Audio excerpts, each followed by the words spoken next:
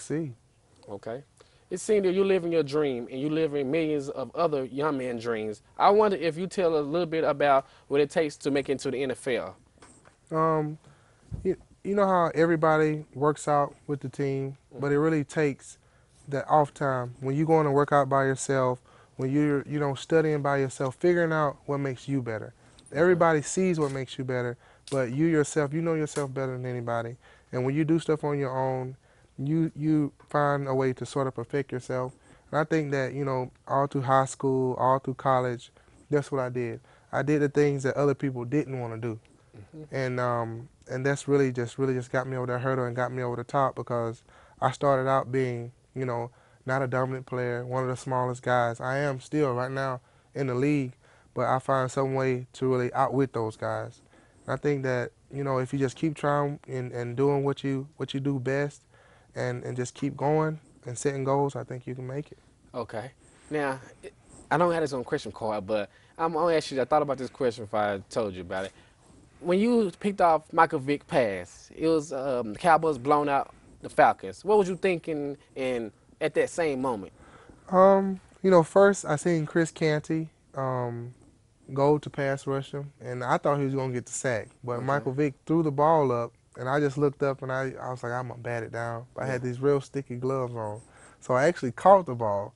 And I'm thinking in my mind, how they say on those cartoons, which way did he go? Which way did he go? Yeah. So that's exactly what I was thinking. But I seen Michael Vick right there, I saw he's gonna catch me. Uh-huh. So I just took off running. I stuck that arm out there. I closed my eyes and stuck my arm out there, and it worked. Yeah. And I started running. I knew nobody wasn't gonna catch me because he was the only defender there, Uh-huh. and I scored a touchdown. I mean, it felt really great for a defensive guy to score in a game like that, especially I'm from Auburn, Alabama, in front of a home team crowd, so everybody was there. Yeah. I mean, it was a good time. You had no touchdown dance. I saw you. No, I don't have a touchdown dance yet. Usually, you get fined for that. I'm trying to, keep everything that I have right now. So, Okay. yeah, I don't have any dance or anything like You that yet. usually alarm is a bird crawl or roll over or something. No, I usually just fall back because I'm usually tired. Tie. Yeah. Yeah, I saw I that. will fall back and be like, man, somebody just come pick me up, Yeah. please. You know. Okay. Okay. So it was a disturbance with To. Okay. How did that happen in the locker room? How did it change the locker room? Actually, it didn't change the locker room at all because there's a lot of players in there, and they have the offense and defense. We are two different teams, but when it comes to we come together on Sunday, we're one team, and that's what people fail to understand. There's a lot of commotion that goes on, but we're a family in the locker room. When someone does bad, everybody goes and talk to him to make sure he's all right, and then everybody try to straighten each other out, keep each other in line.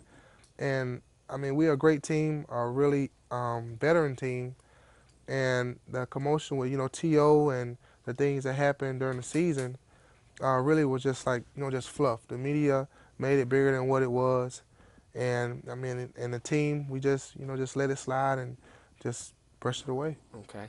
And one more question. And it was a quarterback change last season. In the middle of the season, was that a good idea of Tony Romo and Drew Bledsoe? What do you think? What's your input I since it's think over? like the first 8 games of the season, you really tell what type of team that you have. But sometimes teams need change. And when Romo came in, it was going to be a big change. We knew he knew what to do because he was behind Drew. Drew is a great teacher. And when he got in, we had enough confidence in him that he can play well.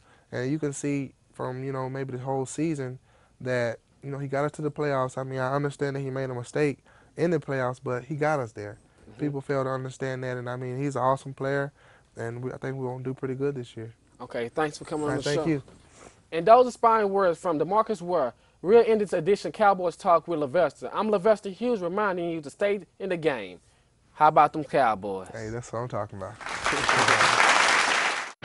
PIT Adaptive.